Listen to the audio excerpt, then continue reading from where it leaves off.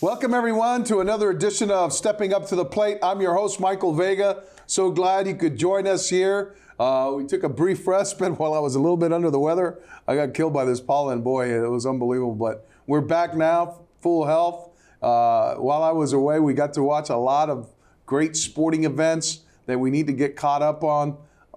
And initially, now I got to send a shout out to the graduating classes of 2024 from Milton High and from Milton High, the class of 2020, all of whom graduated as from college over the past couple weekends, including my own daughter, Natalia, who graduated from the University of New Hampshire and had the high honor of speaking at her commencement. We were so proud of her, my wife, Barbara, and I, and in addition to her brother, Noel. So, and I think she struck an interesting note in that she recognized all those kids from the class of 2020 who came through the pandemic, lost so much of their senior years, didn't get to, transition into college in a normal fashion because of COVID, endured all that, persevered, and she rightfully recognized that all those kids in that class were to be commended for their perseverance, and I second that sentiment. And congratulations to all those kids in the class of 2020 and 2024. So you're to be congratulated for making it all the way through, and we're so proud of all of you. But in addition, shout out to the Milton High rugby team, 5-0 right now, and the top seed in Division I as the tournament gets underway. And it's going to be interesting to see how they perform, and look forward to seeing that. I think the Milton softball team also is underway in the tournament. We have to get a little bit of update there, but well wishes to them.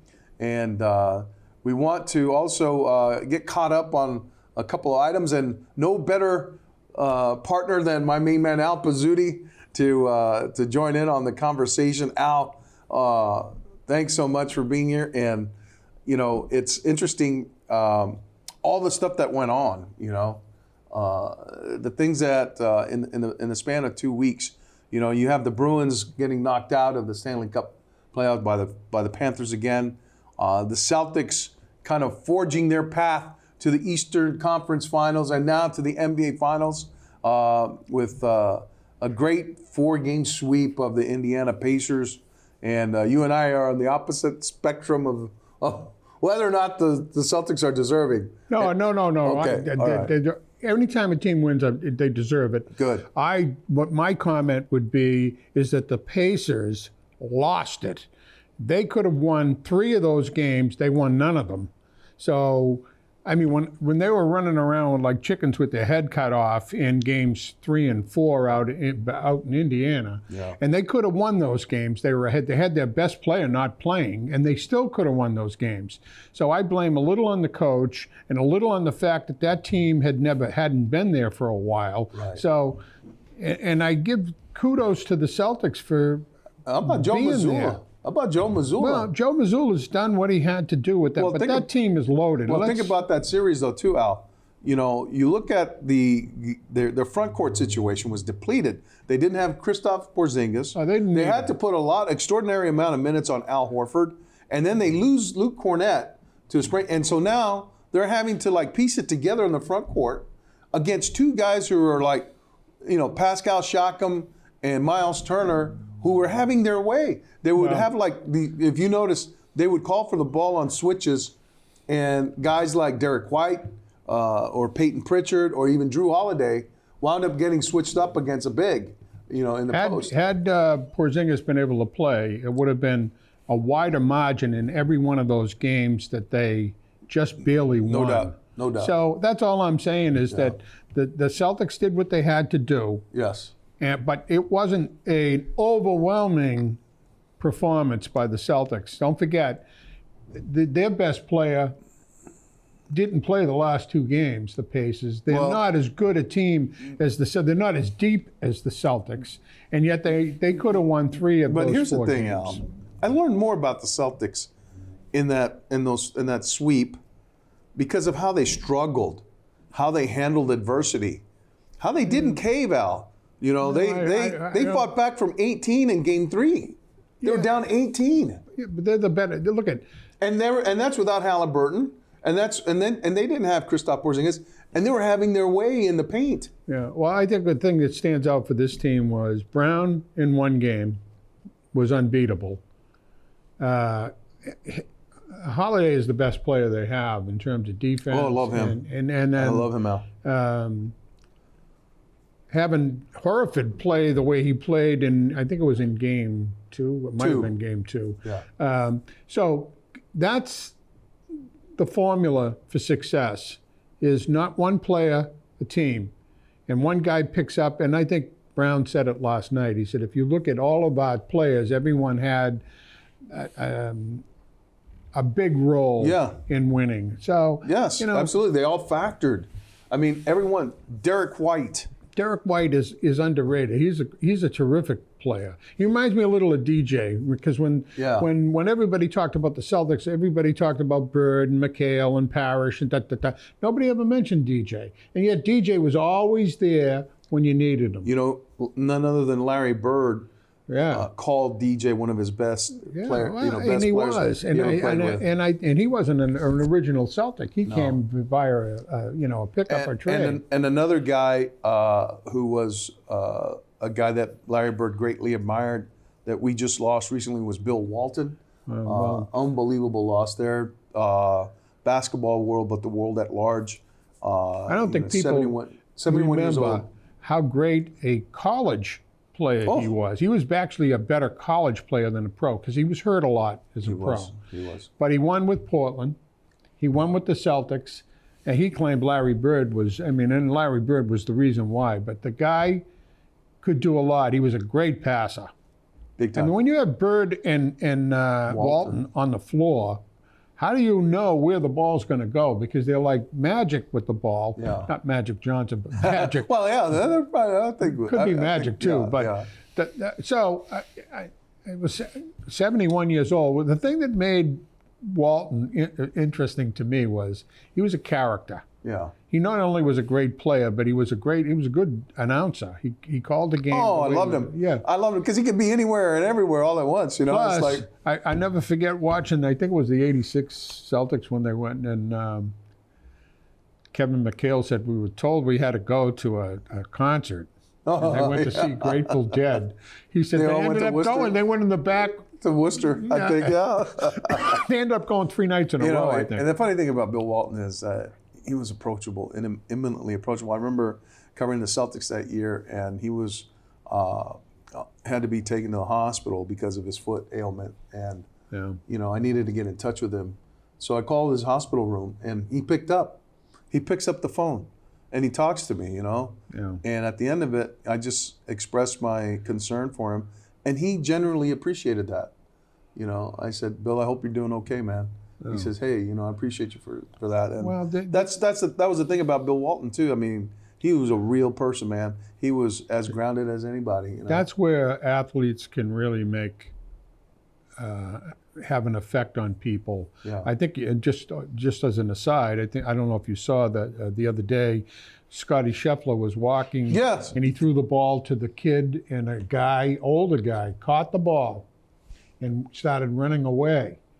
And Scheffler came to the thing and said, hey, 3 times he called him out, come back here. Yeah, that ball was for the kid. Yeah. And the guy turned around, gave it to him, and sped away. Yeah. But that's the thing that kids remember. That little kid is going to always say, geez, he didn't have to do that. And you bring him up, but we had this incident at the PGA in Valhalla in Louisville where the Scotty Scheffler got caught up in an incident. There was a tragic, pedestrian accident that wound up being a fatality. And Scheffler was trying to go to work, and he obeyed one officer, and there was miscommunication. Another stopped him, yanked him out of his car, put him under cuffs. and they hit trumped up charges on him. I don't know if they were trumped. I think what happened was he was no overwhelmed. video. There was no video of No, him. I know. The guy being dragged. I understand And that. and the guy didn't go to the hospital for any of the injuries. But I he think- ripped his pants. You know, the guy ripped his pants. All he was trying to do was go get to the. But you know what though? Here's the thing, Al. Police are prone to overreact sometimes. You Yeah, know? well, I and understand you know what? that. I'm surprised that they didn't tase him. You know. So I think, let's be honest about it, maybe Scotty Scheffler overreacted too, because all you're doing is going to hit practice balls before you play. No doubt. He didn't have to get there. Well, no, he did. He was on the didn't have grounds. to. Well, he was on the grounds. He didn't have to get there if there's. But he didn't play the. accident. I don't know that he played the Scotty Scheffler card. You know, it said, "Do you know who I am?" Because that's the last thing. That's the last thing you want to talk about. That would be about. Tiger, not him. So. But anyways, at any rate, you know, I'm a fan of Scotty Scheffler. I think he's one of the best I am too. people and players around. But So the thing is, that the guy is nothing but respectful. You know. Well, I don't think he's going ahead with the I charges. don't think he disrespected. Well, they're going ahead with the charges. And no. Dropped Some of them have been dropped. Well, but they want him to plead out. They want him to plead out, and he's not. He's not. You know, I can give it to him. We'll see. But Xander Schauffele wins the tournament. You know, finally gets a major. I was pulling for Bryson. Yeah. I was. I mean, he came back hard. I mean, I like Schauffele. I like him. There's a lot of players that I don't care who wins. You know, there's some players I hope they don't win, but I like. Who, Phil? Huh? Phil Mickelson? I love Phil. I like do Phil you? Mickelson. Okay. I mean, there's a lot of players I like. I like most of them. I'm not a big Tiger fan. A Rory fan? I think Rory is a disappointment. He can hit the ball a ton, but he's been somewhat Ian of a Poulter? disappointment. Now, you know, when you look at this, the way golf is today with the split, Yeah. if I'm on the PGA side and I win, and the guys like Koepka and Chablis Thomas. and all these guys I'm playing, Dustin Johnson. Yeah. Dustin, it takes a little away from what I did over here. If they're all there, you can see it when they play in the big tournaments. Their games have been degraded a little A bit. little. I mean, The only guy who hasn't is DeChambeau. You know. well, Koepka played pretty well. I mean, it depends on the course. But anyways, the other thing, if we can hedge a little over to the Bruins, I thought that Yes. the getaway press conference Yeah. with Jacobs and Did it give you any Cam hope? Neely and Sweeney and Montgomery was hugely interesting because Kevin DuPont asked a couple of pretty tough questions at the end, which they didn't really answer. But one of the things that I thought Cam Neely said that was absolutely spot on was they asked him a couple of, he said, we need to win, and he called it the 50-50. When two guys go to the boards, my guy got to come out with the puck, Yeah. and we don't. Yeah. No. And I'm telling you, they I get agree with you, Al. checked big time. And then the 7 too many men on the ice, he said, is just unacceptable. Unacceptable. So, and then they asked Jacobs, is anybody going to be anybody's job at risk? And he said no. They asked Montgomery. He said, no, I'm not even looking at any of the people who are like Sacco or guys like that. Sacco, I think, is a terrific coach. He should be a head coach probably someplace. Yeah. But I think the other thing that kind of surprised me is that nobody mentioned the draws. And, you know, they lose them all.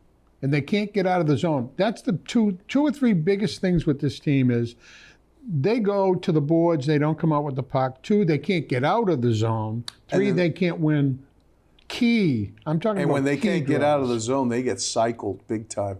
Well, not only that, but you can't be on the ice for a minute and a half, and then all of a sudden you're tired, and then the other team scores. And where's the energy to expend on the offensive Yeah, side? but you know the interesting thing is though, you got to play 60 minutes, and the Bruins did not play 60 minutes at all this year. They lost a lot of games at home, Yeah. but they started poorly in a lot of games. They're down 2 goals after 1.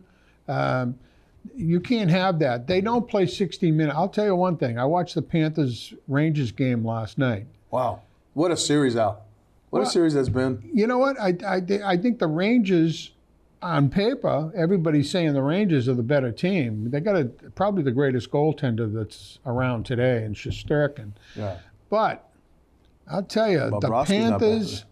Bobrovsky's right there. I mean, if you're going to say Shesterkin, and it's like this: Right. who's better? Who's Shesterkin probably is better, but you watch these guys. Did you see the goal? What's his name scored? Verhagen. I mean, they do things to win, Right.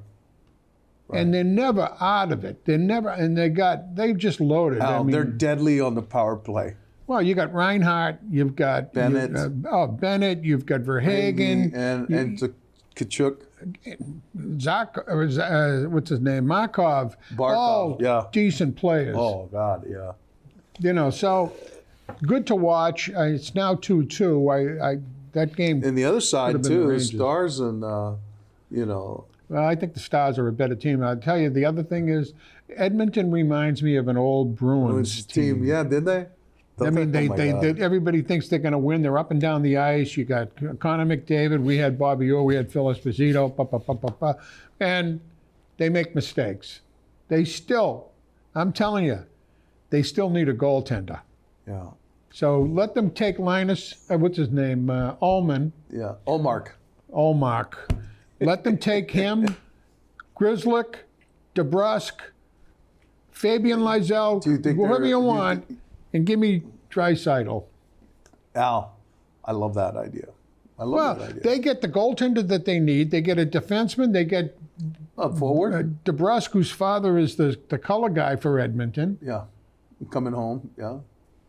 And they get and they get what they need, defense and goaltending, and they give up a guy like Draisaitl, who they don't need because Connor McDavid feeds him. He's still on his own, a decent player. Can you imagine having Pasta and Draisaitl and Zaka? I mean, that's what the Bruins need, a little more balance on the line. Deadly line. On a power play, everything goes to Pasta. Now, if you got Draisaitl out there, you split them up. Yeah, you what do you do? One on left, one on right. Force them to fan out. And let Zaka go up and down. Make him the bumper, So, anyways, I like that idea, Al. I do. Well, I think if they get knocked out, it's kind of like what happened with Toronto. Everybody talked about Toronto being a great team on paper, and they do. They have a great team on paper. What are they lacking? A goalie and great defense. Yeah. And you know what? It's almost like a script that's been written that teams can't win without a great goaltender and defense. And I'll tell you, Jeremy Swayman showed in this playoff series that he's the guy. He's the guy going forward. Goaltender, not a great goaltender yet. He's on that track. He's close. Yeah. I would take Shesterkin and Bobrovich or whatever before him right now if I could. Yeah. But the other guy was with Buffalo, was nothing. Yeah. We took him with a great defense, all right, and we made him a Vezina Trophy winner. Yeah.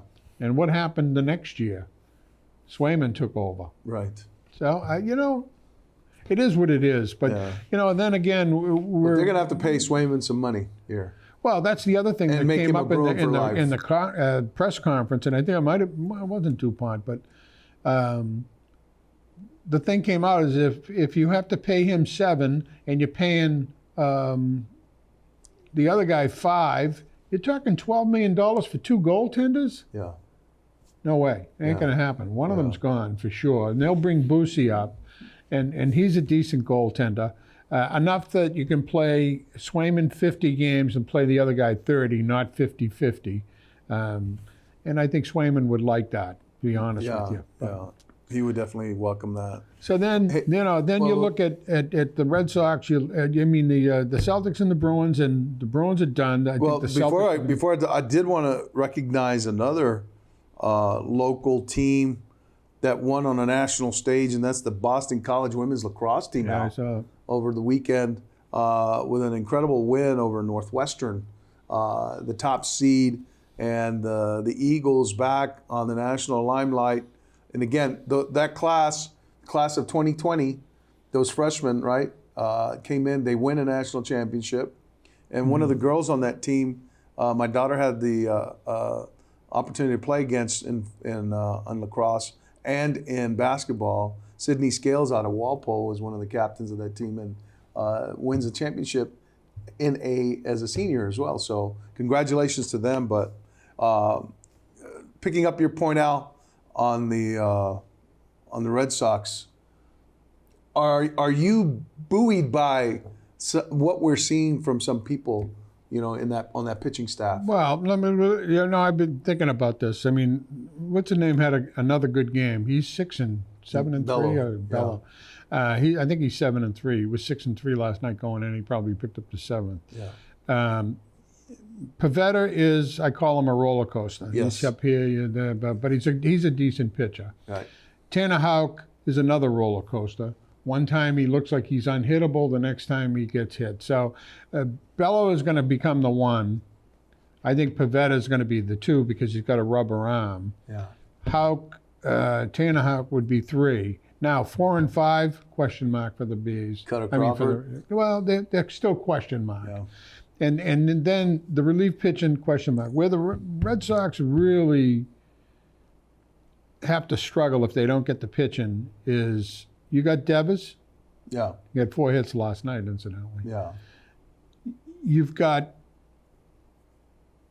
O'Neill, who can hit home runs. I hate to say it, but he appears to be a Dahlbeck type of player. In other words, he either hits a home run or he strikes out. Striking out a lot. And he's being examined for a knee issue. Yeah, and then you've got Tristan Casas, who's out right now, but he's another one who hits home runs. Right. I'm not sure he hits for average. He strikes out. Love his approach at the plate. But yeah, he's been a little better. He sees a lot of this year. pitches. He sees a lot of pitches. But if you look at that team, I'll tell you, I think Grissom, so. Comer on the way? Hopefully. Yeah. Hamilton shouldn't even be playing. Smith shouldn't even be playing. Right. These guys are hitting 190. They're flotsam and jetsam now. Well, you've got Abreu, who's a ball player. Big time. He's a decent player. Duran. No, I don't like. I like the he's a roller athleticism. coaster. I like the athleticism he's of got to Duran. get on base. If he gets on base, he's a game He's a changer. threat, Because yeah. he's quick. Yeah. They all are quick. I'll tell you, the old remnant from Mookie is Connor Wong. I mean, Hey, how about he's that? a hitter, and he hits for power, and he's fast. You don't look like a catcher. No. So if you look at it, He looks they've like a got corner infielder, average pitching outfielder, and a lot of holes in that. They're really the Woo Sox in a lot of ways, except Oh, for no doubt. Devers. And So are we going to get out there, by the way, Al? I'd love to go out. Yeah. And We got to organize the guys to go out there and do that. so, But, anyways, yeah, they do. it's hard to watch the Red Sox because they remind me of what I had to see toward the end with the Bruins. Weren't good enough to win the Stanley Cup. We knew that. Yeah. And yet not working hard enough with a lot of holes in that lineup, guys that are in there that really might not belong. So Al, I pose this question to you. There's not a lot to bargain with here, in terms of trade capital. I think the one big guy that you have is your closer, Kenley Jansen. Yeah, I heard he's up. They're trying to trade him now. Do you think they would do that, or Yeah. would you do that? Yeah. Yeah. He's no kid for one. I mean, he's not a. But who is your closer then? He's not a strikeout guy, anyways. I mean, He used to be. He used to be, Right. but he's down in speed too. He's in the That's mid thing. 90s. The Red Sox are rummaging at the bottom of the barrel for former closers, for former arms, for former bats. Right. Trying to get this at like a little bargain basement price. And they're not. This was my big complaint with them last year.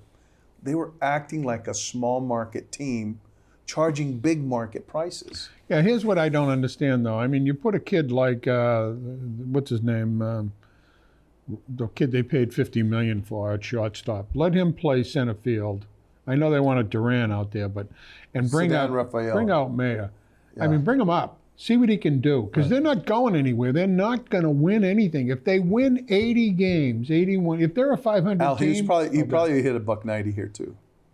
You know, and then you ruin his confidence. No, I don't think so. I don't think so because every time they've moved him up, he has. It takes him a little time to get adjusted. He went from AA to AAA. The kid's got it, and if you want to put him in there next to Devers, yeah. And the issue here is he a great shortstop? Yeah. Because you got the other kid, Story, who we're going to end up. What are they going to do with him? Yeah. If you think Grissom is the guy, you can't put Story at second, put Mayer at short, and Devers at third. Yeah. They're going to have an excess there, and the guy who's making the money is Story. No doubt. But he's also been a guy who's been out hurt. of sight, out of mind. Yeah, he's our everyday Chris Sale. Yeah, exactly. Chris Sale. Well, at least Chris Why Sale was can't only we get guys like that? Wow, he's 7-1, something like that. With a microscopic ERA, He's striking out 7 to 10 guys every game. Yeah. But you know what? It's not His like he didn't strike-to-walk do it. ratio is like unbelievable. I know. It's not like he didn't do it before. He didn't do it with the Red Sox because he didn't do it enough for the Red Sox. Otherwise, he'd still be here. Yeah, he's all over the place. But here's the thing, Al. We're still paying the freight for that guy. Well, we're paying the freight for that guy, basically. I don't know who's really calling the shots anymore with the Red Sox. I really don't either. And that's the thing that scares me about this team. And I'm going to June 4th. I don't know who they're playing on Yankees, June 4th. That's next week? Next week. Yeah. But I'm going on the 4th, and you pay the highest prices. Yeah. And $75 to park if you need to be. And that's what it's going to cost you to have a beer there, too. Yeah, $12, $13 for a beer. I mean, let's be honest about it. I mean, you're better off going out and sitting in the box seats at the Woo Sox. And bringing a suitcase of Bud, for that price. You can get that in a packy. Anyways. Unbelievable. But, Al, did you watch the Indianapolis 500 on Sunday? No. Oh, my goodness, Al. You missed a race. Yeah, I know you've missed them all. I did watch, I will say this, I did watch Djokovic lose the other day. He's done. No, he come back now. Who's Last done? night at Roland Garros, he won 3 straight sets. Yeah. So it's going to be interesting because they're watching him like a hawk, and Nadal lost.